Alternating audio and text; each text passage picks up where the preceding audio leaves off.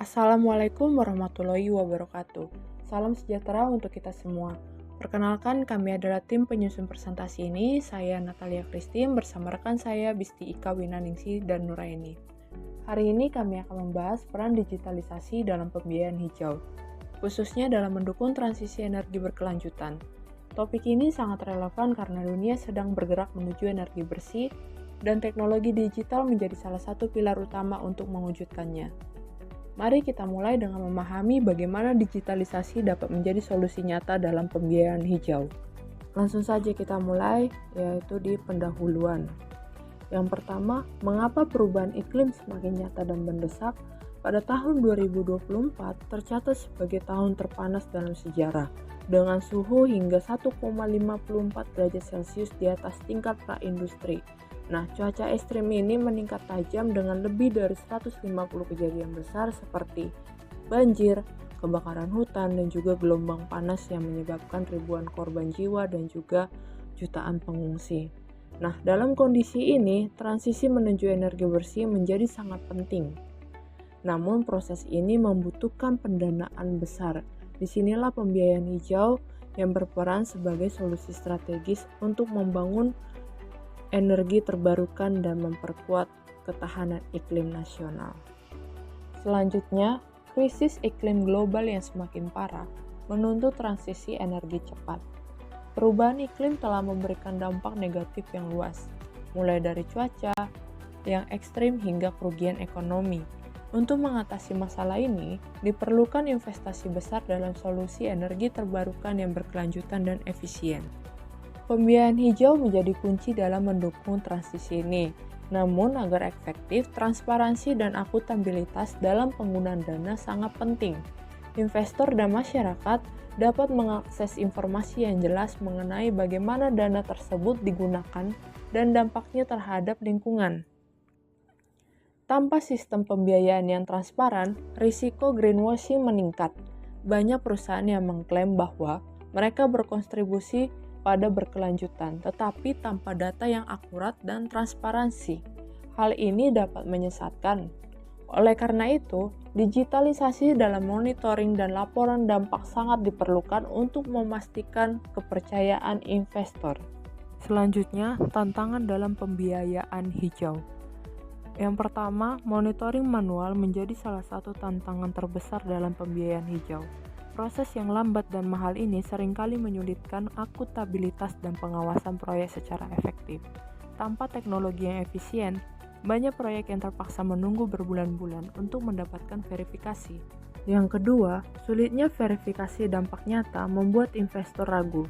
Tanpa data akurat, sulit untuk membuktikan bahwa proyek benar-benar memberikan manfaat lingkungan.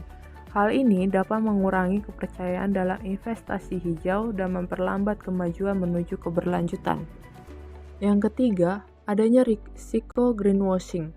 Yang menjadi peraturan utama, banyak perusahaan yang mengklaim bahwa proyek mereka hijau tanpa substansi yang jelas.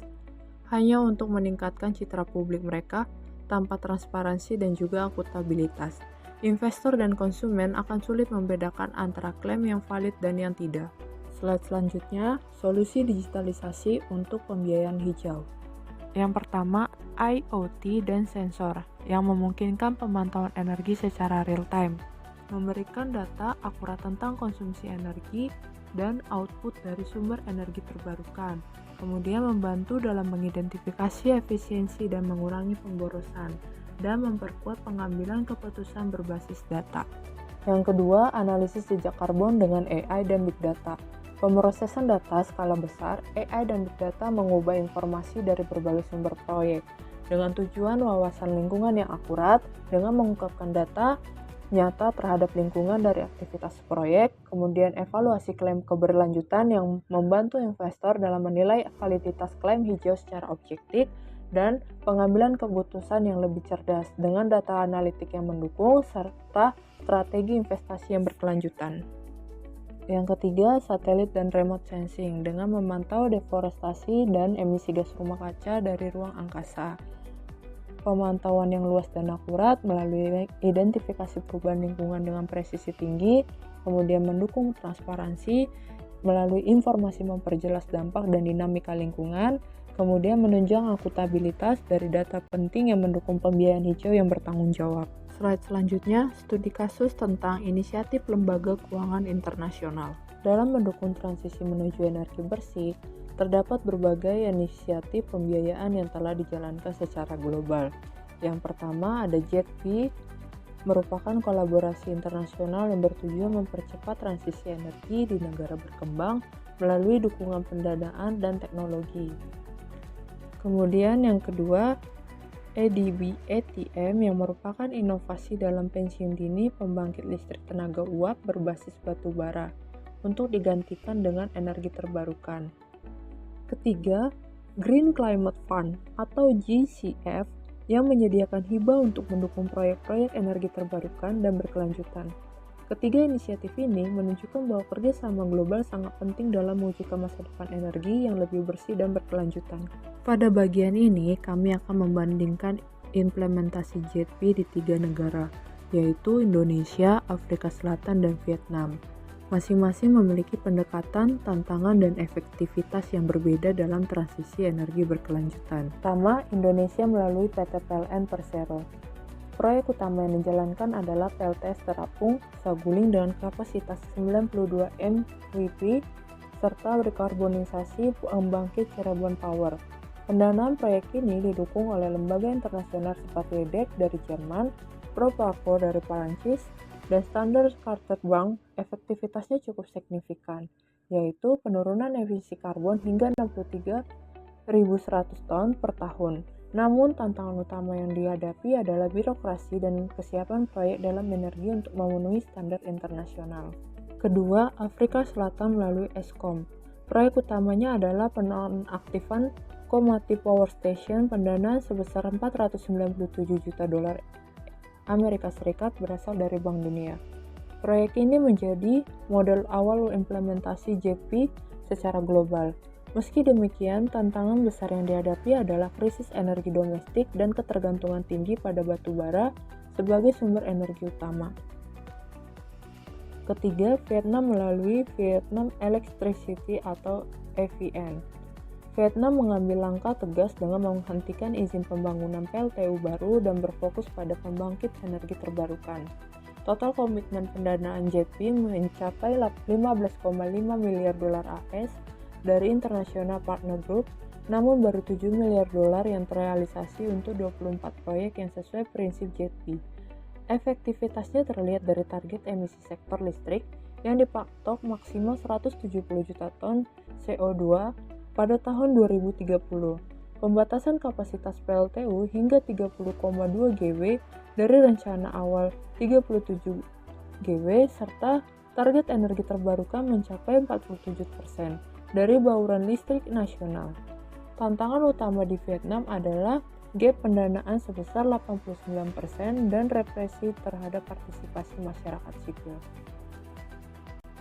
Pada bagian ini, kami akan membahas bagaimana skema Energy Transition Mechanism atau ETM diimplementasikan di beberapa negara, yaitu Indonesia dan Kazakhstan.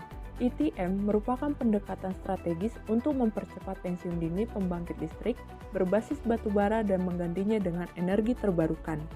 Pertama, Cirebon Electric Power atau CEP di Indonesia.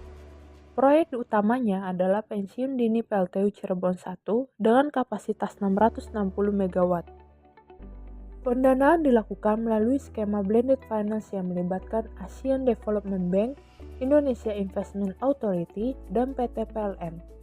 Efektivitas proyek ini terlihat dari potensi pengurangan emisi CO2 secara signifikan dan kemampuannya menjadi model replikasi bagi independent power producer lainnya di Asia.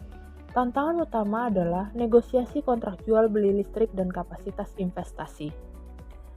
Kedua, PT PLN Persero juga di Indonesia. Proyek ini berfokus pada pensiun dini PLTU mesin lock dan penggantian dengan pembangkit energi terbarukan. Pendanaan berasal dari ADB, Climate Investment Funds, dan investor swasta. Saat ini, proyek masih berada pada tahap awal, yaitu studi kelayakan dan identifikasi pembangkit yang akan dipensiunkan. Meski masih awal, proyek ini berpotensi menjadi model ATM di kawasan Asia Tenggara. Tantangan yang dihadapi adalah regulasi energi dan kesiapan pasar untuk mendukung transisi. Ketiga, pemerintah Kazakhstan. Kazakhstan merencanakan pensiun dini PLTU batubara melalui skema ATM.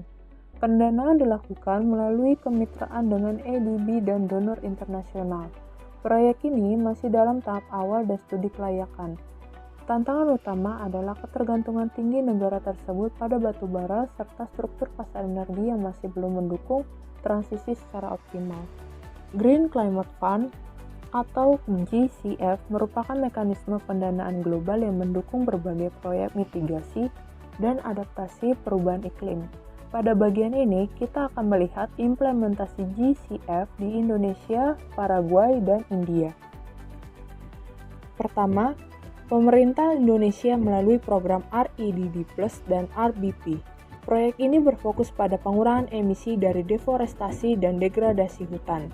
Efektivitasnya terlihat dari pengurangan emisi sebesar 20,25 juta ton CO2e selama periode 2014 hingga 2016. Dana disalurkan melalui BPDLH dan 10 NGO untuk mempercepat distribusi di tingkat lokal. Tantangan utama adalah administrasi daerah dan harmonisasi proyek antar provinsi. Kedua, proyek Atom Villeta Green Fertilizer di Paraguay. Proyek ini bertujuan memproduksi pupuk hijau berbasis energi terbarukan sebagai bagian dari transformasi sektor pertanian. GCF mendukung proyek ini untuk mengurangi ketergantungan pada pupuk fosil, meningkatkan efisiensi energi, dan memperkuat ketahanan pangan. Tantangan yang dihadapi adalah skala produksi dan adopsi teknologi baru oleh para pelaku industri. Ketiga, India melalui India Green Finance Facility merupakan platform pembiayaan hijau nasional yang didukung oleh GCF.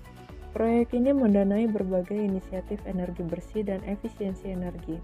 Efektivitasnya terlihat dari keberhasilannya menarik investasi swasta dan meningkatkan akses pembiayaan bagi sektor publik maupun swasta. Tantangan utama adalah integrasi kebijakan dan kapasitas lokal dalam pelaksanaan proyek. Kolaborasi global menjadi kunci untuk mewujudkan energi bersih. Ada 3 inisiatif utama. Pertama, KfW mendukung proyek PLTA di Sumatera dan Sulawesi untuk menggantikan PLTD diesel serta proyek biomasa untuk industri kecil. Dampaknya konsumsi BBM diesel berkurang, emisi karbon menurun, dan pasokan energi lokal semakin kuat. Kedua, AFD dari Prancis yang mendukung inovasi di sektor energi surya, mempercepat adopsi teknologi solar di berbagai negara berkembang. Sementara itu, EIB berperan penting dalam mendorong efisiensi energi dan pembiayaan transisi hijau melalui dukungan teknologi dan investasi berkelanjutan. Implikasi kolaborasi global untuk energi bersih. Pertama, KfW mendukung proyek PLTA di Sumatera dan Sulawesi untuk menggantikan PLTD diesel. Kedua, AFD fokus pada kendaraan listrik di kota besar dan pemasangan PLTS di atap gedung pemerintah serta industri. Ketiga, EIB mengembangkan PLTS dan PLTB di pulau-pulau kecil, menggantikan genset diesel, serta memodernisasi jaringan listrik agar lebih efisien. Hasilnya, penggunaan BBM berkurang, energi bersih didukung, dan akses listrik terbarukan meningkat di daerah terpencil. Selanjutnya, manfaat digitalisasi dalam pembiayaan hijau. Beberapa manfaat digitalisasi dalam pembiayaan hijau adalah: pertama, digitalisasi dapat meningkatkan akurasi laporan dampak dari proyek pembiayaan hijau. Dengan penggunaan teknologi yang tepat, kita dapat menghasilkan laporan yang memiliki tingkat akurasi tinggi. Hal ini memungkinkan penyediaan data yang akurat mengenai manfaat lingkungan dan sosial dari proyek-proyek yang didanai. Akurasi ini sangat penting untuk membangun kepercayaan investor, memastikan transparansi, dan memperkuat akuntabilitas dalam pelaksanaan proyeksi hijau. Kedua, meningkatnya transparansi penggunaan dana. Dengan sistem digital, pemangku kepentingan dapat dengan mudah melacak aliran dana dan memantau investasi secara real-time. Hal ini memastikan bahwa dana yang dikucurkan benar-benar digunakan untuk tujuan yang tepat dan sesuai dengan prinsip berkeberlanjutan. Transparansi ini juga memperkuat kepercayaan antara investor, pelaksana proyek, dan masyarakat. Pada bagian ini, kita akan membahas implikasi manajerial dalam penerapan pembiayaan hijau. Pertama, perusahaan perlu membangun strategi bisnis berbasis keberlanjutan dengan memastikan keputusan operasional selaras dengan tujuan lingkungan. Yang kedua, organisasi harus menerapkan manajemen risiko iklim yang meliputi dari identifikasi dan mitigasi potensi gangguan yang akan muncul akibat perubahan iklim. Yang ketiga, pembiayaan hijau mendorong inovasi produk dan layanan hijau, sehingga mampu mengembangkan solusi yang lebih efisien, ramah lingkungan, dan sesuai dengan regulasi serta kebutuhan pasar. Dalam pembiayaan hijau, manajemen perusahaan perlu mengintegrasikan prinsip ESG ke dalam visi dan strategis bisnis jangka panjang, seperti yang dilakukan PLN dan Astra. Transparansi pelaporan juga penting, mengikuti standar seperti GRI dan TCFD agar akuntabilitas tetap terjaga. Selain itu, inovasi produk hijau dan layanan berbasis sirkular ekonomi perlu dikembangkan, serta kolaborasi dengan investor ESG, pemerintah, dan NGO untuk mendukung keberlanjutan. Manajemen keuangan adaptif dan kepatuhan terhadap regulasi sangat penting dalam pembiayaan hijau. Perusahaan harus memahami instrumen keuangan hijau, mengevaluasi biaya dan potensi keuntungan proyek, serta merekrut dan melatih SDM yang paham ESG. Selain itu, kepatuhan pada regulasi seperti EU Taxonomy dan POJK nomor 51 tahun 2017 di Indonesia memastikan akses pembiayaan tetap terbuka dan membantu perusahaan menghindari risiko denda maupun reputasi buruk. Demikian presentasi kelompok kami. Mohon maaf atas segala kekurangan dan jika ada koreksi, silakan komen di kolom komentar. Terima kasih banyak. Wassalamualaikum warahmatullahi wabarakatuh.